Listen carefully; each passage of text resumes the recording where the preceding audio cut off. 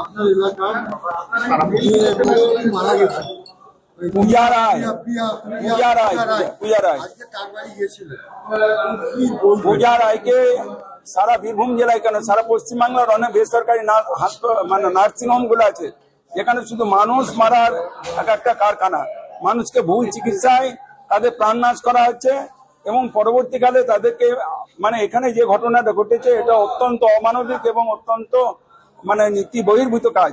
পূজা রায় সন্তান সম্ভাবা মামা, তাকে এখানে এনে ভুল চিকিৎসা করে মেরে ফেলাইছে। তার একটা ছোট্ট ওই কচি কাছে একদম এই কয়েকদিনের শিশুটাকে দেখে এলাম এবং তার আগে পুত্রের সঙ্গে দেখা করে এলাম।